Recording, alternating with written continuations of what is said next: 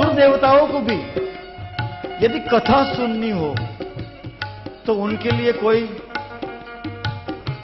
ऐसा क्षेत्र है नहीं, या तो ऐसा कोई पात्र नहीं है कि वो लोग कथा सुन सकते हैं। उनको मानव बनना पड़ता है, क्योंकि मानवीय तन में ही कथा प्राप्त है। तो भगवान की बड़ी ही अनुग्रह रही हम पर, बड़ी कृपा कि हम मानव बने, और मानव बने उसके बाद भगवान ने स्वयं हमारी उंगली पकड़कर इस कथा पंडाल में हमें ले आए। स्वर्ग में सब कुछ है, मगर स्वर्ग में कथा नहीं है। बोले हमारा भाग्य प्रबल नहीं है। अरे मेरे बंदों, मेरे भाई बहनों, हमें भगवान शिव का नाम मिला है, भगवान शिव की कथा मिली है। कितना भाग्य हमारा।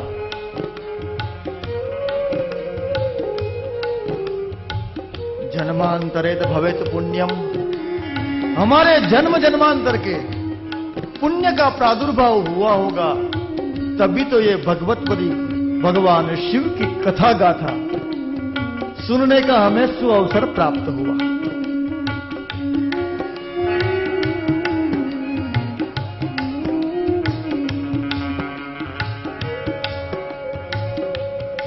सीधे ही कथा की शुरुआत करते हुए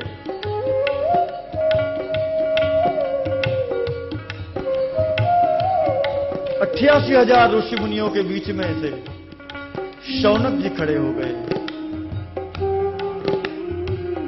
हजारों साल से ये सत्र चल रहा था। इस परम पावन सत्र में शौनक जी खड़े हो गए और सुत जी महाराज को प्रश्न करने लगे कि हे बाबा, हे सुत महाभाग, हे महाभाग्यशाली महान गुण के ज्ञाता,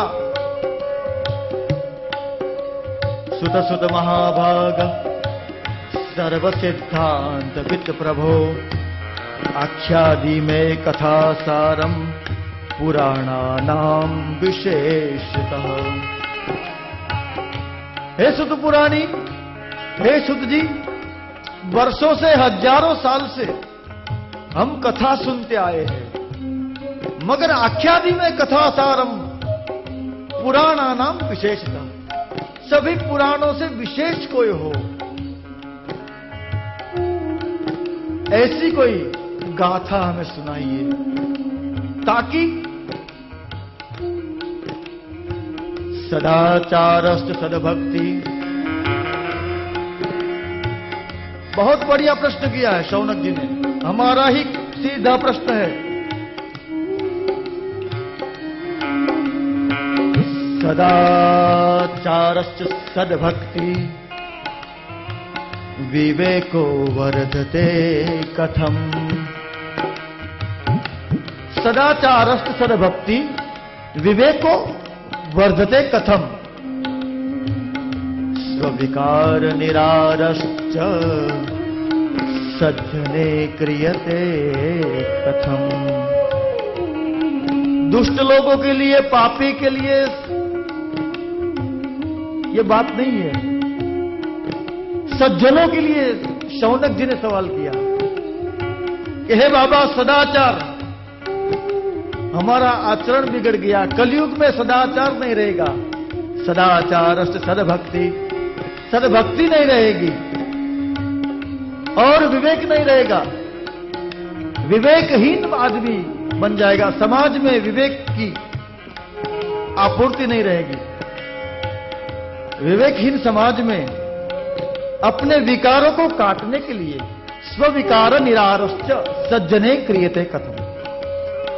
इस कलिकाल में सज्जनों को अपने विकारों से बचने के लिए या तो अपने विकारों को काटने के लिए ऐसा कौन सा शास्त्र है और क्या ऐसा करे कि जिनसे हमारी सद्भक्ति में वृद्धि हो।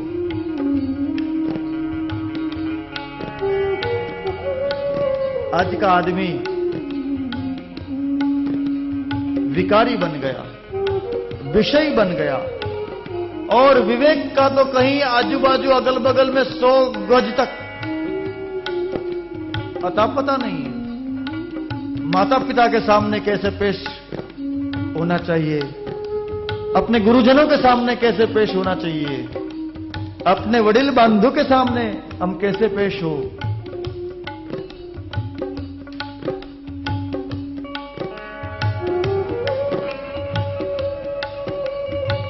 तो हमारा विवेक नष्ट हुआ है और विकार कायेन वाचा मनसेन्द्रियर्वाद बुद्ध्यात्मना वा प्रकृति स्वभावा। काया से, वाचा से, मन से, बुद्धि से, सभी इंद्रियों से हमारे दिलो दिमाग में विकार ही विकार छाया हुआ है। बाहर से सुंदर देखने वाला ये मानव विकारों की खान बन गया है। देखता है तो विकार, सोचता है तो विकार, बोलता है तो विकार, कार्य करता है तो विकार। अच्छा देखता नहीं, अच्छा सोचता नहीं। विषय और विकार में आज का आदमी इतना व्यस्त और मस्त हो गया है। तो भगवान शिव आपके दरबार में हम आए हैं, तो हम पर भी आप अपनी कृपा की वर्षा कर दीजिए। हम गाते तो है बार बार, विषय विकार मिटाओ पाप हरो देवा। स्वामी पाप हरो देवा। श्रद्धा भक्ति बढ़ाओ, श्रद्धा भक्ति बढ़ाओ। संतन की सेवा।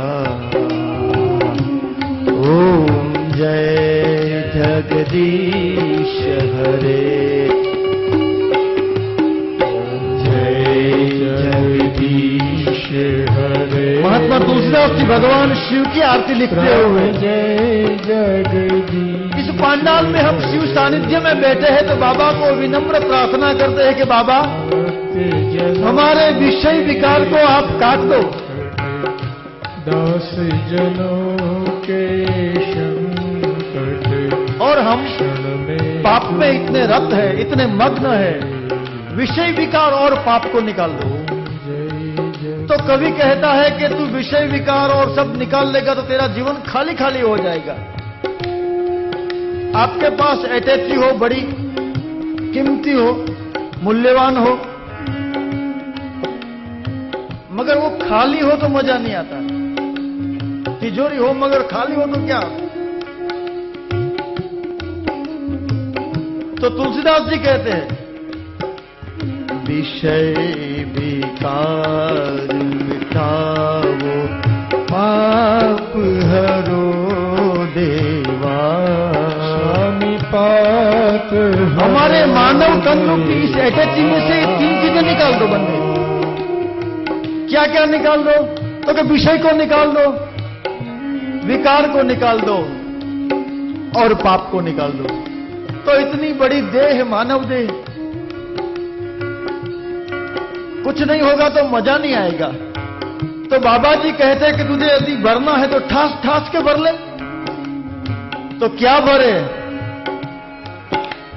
श्रद्धा भक्ति बढ़ाओ, श्रद्धा भक्ति बढ़ाओ। ये आदमी तू तेरे जीवन में श्रद्धा और भक्ति का समन्वय कर ले और संतन की सेवा।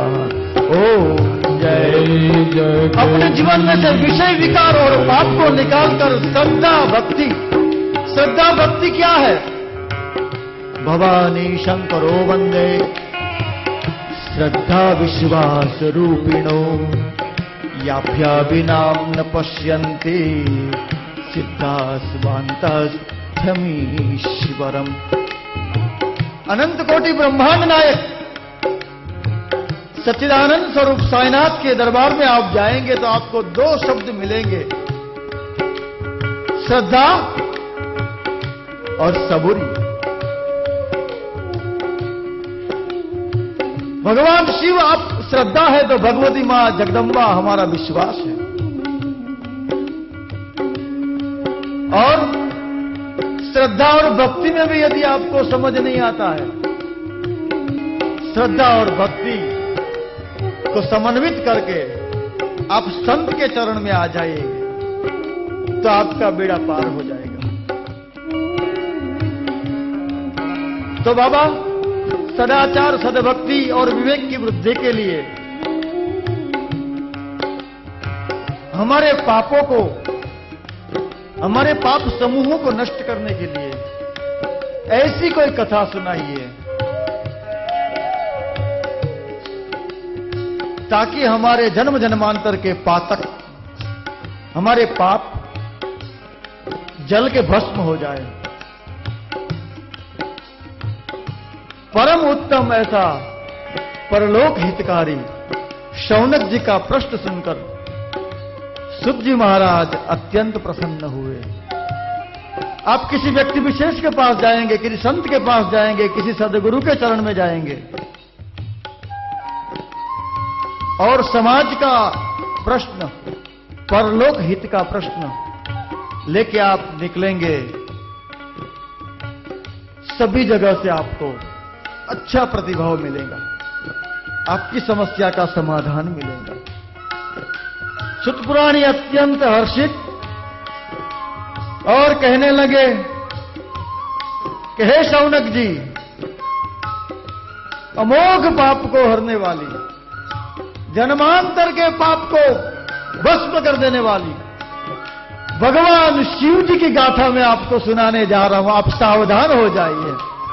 भगवान महादेव का स्मरण करते हुए सुत जी महाराज ने भगवान शिव का स्मरण किया। नमो शंभवाय च मयो भवाय च, नमो शंभवाय च मयो भवाय च, नमः शंकराय च मयस्कराय च, नमः शिवाय च शिवतराय च।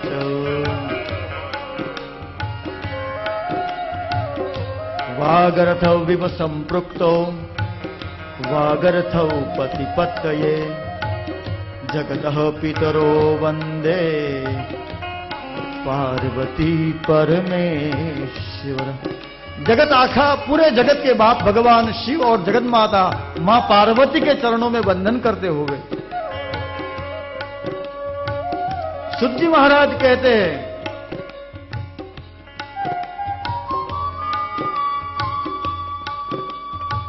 संसार के प्राणी के लिए सबसे बड़ा कोई कष्ट है या तो सबसे बड़ी दुविधा है। आइए महाराज जी, हमारा सबसे बड़ा कष्ट कौन सा है? काल व्याल महात्रासम विध्वंसम करमुत्तमम। हम मर जाएंगे उसका भय है, मगर भय है कि मैं मर जाऊंगा और मरने का डेट भी नहीं है। दवा के ऊपर तो लिखा होता है डेट ऑफ मैन्युफैक्चर और डेट ऑफ एक्सपायर्ड, मगर इस मानवीय तन के लिए बर्थ सर्टिफिकेट तो है मगर डेथ सर्टिफिकेट हमारी हाजिरी में नहीं बनता, वो हमारे वंशज बनाते हैं और जल्द से बना लेते हैं, क्योंकि हमारी जो बिखरी हुई संपत्ति है उनको बटोर ले। डेट ऑफ मैन्युफैक्चरिंग में जी रहे हम। काल व्याल महात्रासम विध्वंसम करमुत्तमम, शैवं पुराणमं परमं शिवेनोक्तम परामुनि। सुत जी ने बहुत अच्छा कर दिया और कह दिया कि जिसकी मौत नजीक है उनके लिए भगवान शिव की कथा से उत्तम कुछ भी नहीं है।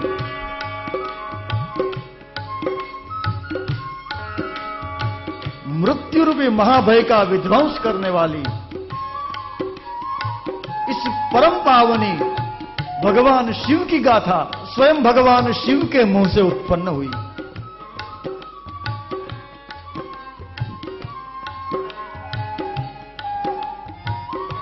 तो सीधा प्रश्न आया कि काल व्याल महात्रास,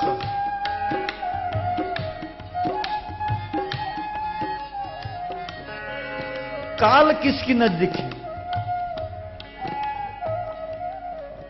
काल व्याल महात्रास, जिसकी मौत नजदीक है उनके लिए भगवान शिव जी के मुख से निकला परम शास्त्र ये शिव पुराण है। महाराज जी मैं आपको शिव पुराण सुनाने जा रहा हूं। इसको सुनते हुए अमोघ पापों को नाश करने वाला, परम पद को प्राप्त कराने वाला ये परम तत्व भगवान शिव का गुणगान है। मगर प्रश्न है कि मौत किसकी नजदीक है? जिसको काल का भय है उनके लिए कथा है। तो मौत किसकी नजदीक है? मौत इतनी भयंकर नहीं है जितनी भयंकर उनकी कल्पना है। मौत तो आएगी, मर जाएंगे, मगर मौत के आने से पहले उनका जो भय है वो अति भयंकर है। जो काल के नजदीक बैठा है उनको चाहिए कि वो भगवान शिव के चरण में जाए। महामृत्युंजय भगवान मृत्यु के मालिक भगवान शिव के चरण में जाइए। मृत्युंजय महादेव त्राहि मां शरणागत, जन्म मृत्यु जरा व्याधि पीड़ितम कर्म बंधने। ये कालों के काल महाकाल भगवान शिव के द्वार पर हम जाए। जिसका काल नजदीक हो उनके लिए। मगर हम तो मरने वाले हैं नहीं। सब लोग यही सोचते हैं कि हमारी मृत्यु थोड़ी है।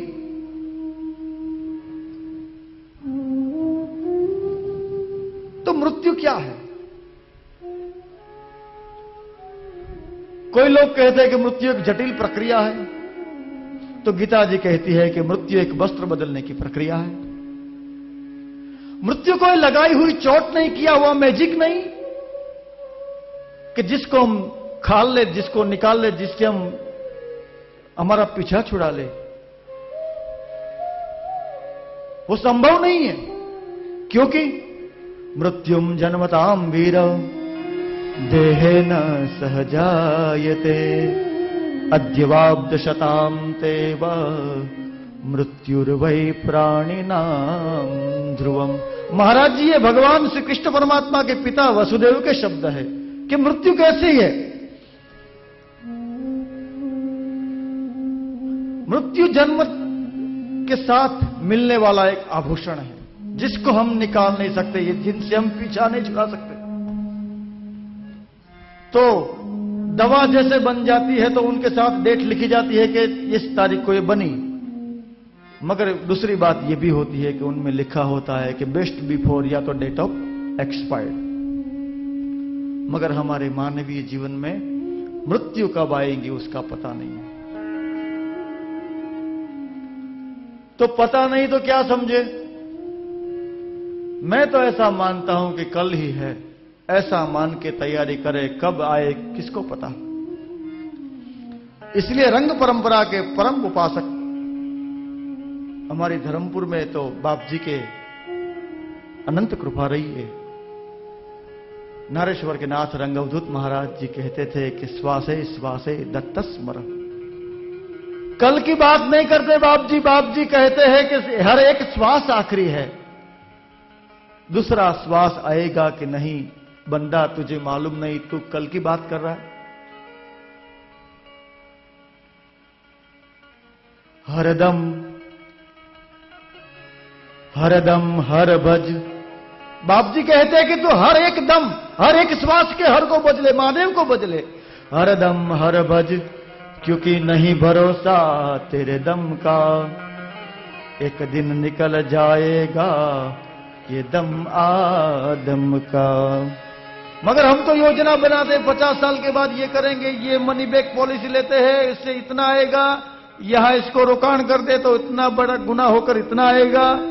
मगर मेरे बंदे कल का तो पता नहीं।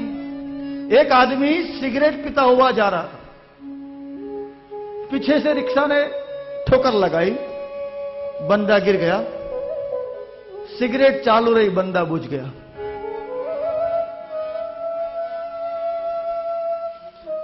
आखी आलम ने जीतनारो सिकंदर पण गयो खाली। आखी आलम ने जीतनारो सिकंदर पण गयो खाली। सांभळ्યું હતું કે મરતી વખતે હતી એની મુઠ્ઠી खाली। इसलिए बंदा, हे मेरे भाइयों और बहनों, क्या भरोसा है इस जिंदगी का, क्या भरोसा है इस जिंदगी का, क्या भरोसा है इस जिंदगी का, क्या भरोसा है इस जिंदगी, क्या भरोसा। जैसे सिगरेट चालू रही और आदमी बुझ गया, संभव है कि हमारा भी राम नाम सत्य हो जाए। साथ देती नहीं साथ, ये मौत एक ऐसी महबूबा है जो अपने साथ लेके जाती है। साथ देती नहीं ये किसी का, क्या भरोसा है इस, राजा हो, रंक हो, तवंगर हो, मिलियनर हो, भिखारी हो, कोई भी हो, क्योंकि साथ देती नहीं ये किसी का, हो साथ देती नहीं ये किसी का। यहां लागवग नहीं चलती, अंडर टेबल व्यवहार नहीं चलता। आया, पकड़ लिया, निकल गए।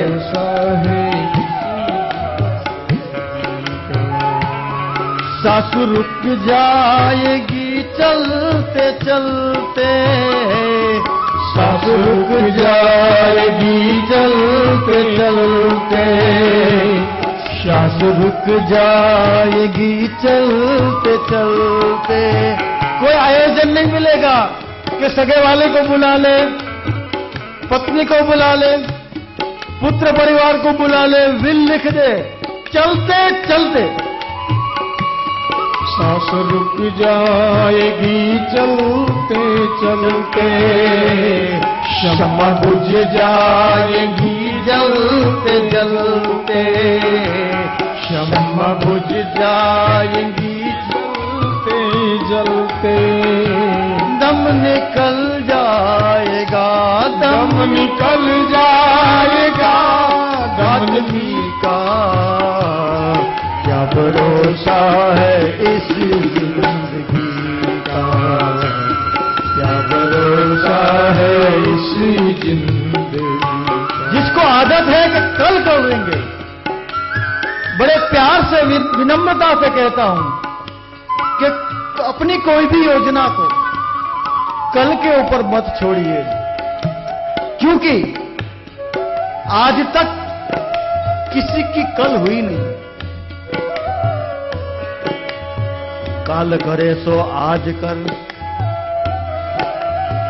कभी भी कल के ऊपर मत छोड़ो। बाबा की बंदगी करनी है, बाबा की नामस्मरण करना है, गुणगान गाना है, सत्संग में जाना है। कल के ऊपर मत छोड़ मेरे बंदे, आज तुझे अवसर मिला है, और अवसर मिलने पर जो न बरसे उनको क्या कहें हम। अषाढ़ उच्चारम मेघमलारम बनी बलारम जलधारम दाडुर्दकारम मयूर पुकारम तड़ियातारम विस्तारम ना नहीं संभारम प्यारा पारम नंद कुमारम निरख्यारी कहे राधे प्यारी मैं बलिहारी गोकुल आओ गिरधारी। अषाढ़ की रिमझिम बारिश हो, मयूर ने अपनी पंख फैलाई और मोर अपनी आवाज निकाल रहा है, तो किसी ने कहा कि मयूर तो क्यों अपना गला फाड़ रहा है। तब मयूर ने कहा, मोर ने कहा कि हे बंदे, आज मुझे अवसर मिला, अषाढ़ आया और मैं न गाऊं तो मेरा हैया फाट पड़ा। अवसर आए और हम बोले नहीं, हमको समय मिले भगवान की गुणगान गाने का, बाबा का शिवलिंग बनाने का, बाबा के सन्मुख बैठने का हमें समय मिले। पूरी जिंदगी काम पड़ा है और किसी का काम समाप्त हुआ ही नहीं अब तक, स्वयं समाप्त हो जाता है। समय का बहाना मत बनाइए मेरे यारों, बड़ी विनम्रता से कहता हूं, क्योंकि किसी को अलग से समय मिलता ही नहीं। दुनिया है हकीकत ये पुरानी, चल के रुकना है उसकी रवानी।